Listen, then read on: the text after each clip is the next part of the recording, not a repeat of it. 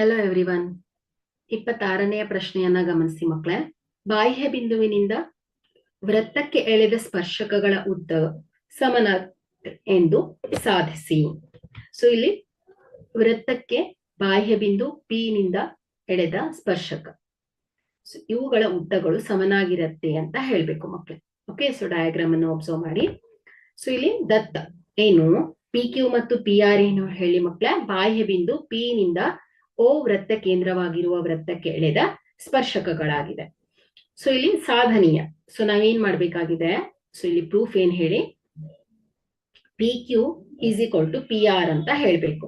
Okay, so ಹಾಗಾದ್ರೆ ಇಲ್ಲಿ ನಾವು ಒಂದು ರಚನೆಯನ್ನ ಮಾಡ್ಕೊಳ್ಳೋಣ. ಸೊ ರಚನೆ ಏನ್ ಹೇಳಿ, ಓ ಪಿ, ಓ ಕ್ಯೂ ಮತ್ತು ಓ ಆರ್ ಗಳನ್ನ ಸೇರಿಸೋಣ. ಓಕೆ,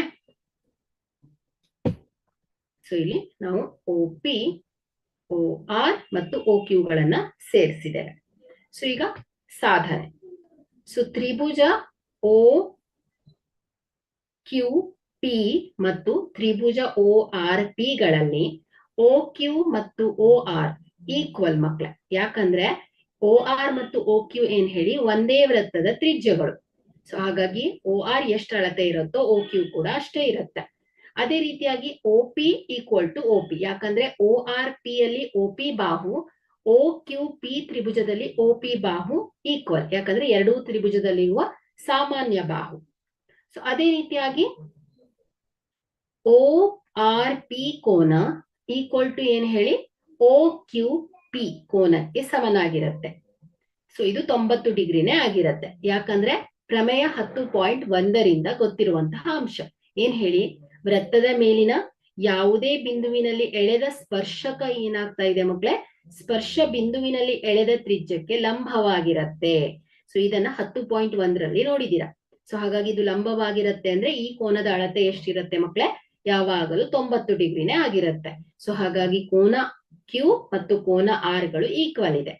ಹಾಗಾದ್ರೆ ಇಲ್ಲಿ ನಾವು ಲಂಬ ಕೋನ ವಿಕರಣ ಬಾಹು ಸರ್ವಸಮತೆಯ ನಿಯಮದಿಂದ ಏನ್ ಹೇಳ್ಬೋದು, ಈ ಎರಡು ತ್ರಿಭುಜಗಳು ಸರ್ವಸಮ ತ್ರಿಭುಜಗಳು ಅಂತ ಹೇಳ್ಬೋದು. ಸೊ ಇಲ್ಲಿ ಸರ್ವಸಮ ಅಂದ್ರೆ ಏನ್ ಹೇಳಿ ಮಕ್ಕಳೇ, ಅನುರೂಪ ಕೋನಗಳು, ಎರಡೂ ತ್ರಿಭುಜಗಳಲ್ಲಿರುವ ಅನುರೂಪ ಕೋನಗಳು ಸಮನಾಗಿರುತ್ತೆ. ಹಾಗೆ ಬಾಹುಗಳ ಅಳತೆಗಳು ಕೂಡ ಏನಿರುತ್ತೆ ಸಮವಾಗೇ ಇರುತ್ತೆ ಮಕ್ಕಳೇ.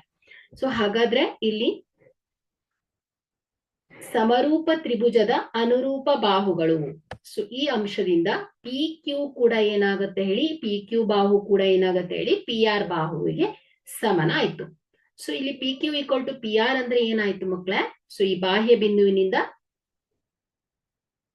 ವೃತ್ತಕ್ಕೆ ಎಳೆದ ಸ್ಪರ್ಶಕಗಳ ಉದ್ದಗಳು ಸಮನಾಯ್ತು ಅಂತ ಆಯ್ತು ಮಕ್ಕಳೇ. So hence the proof.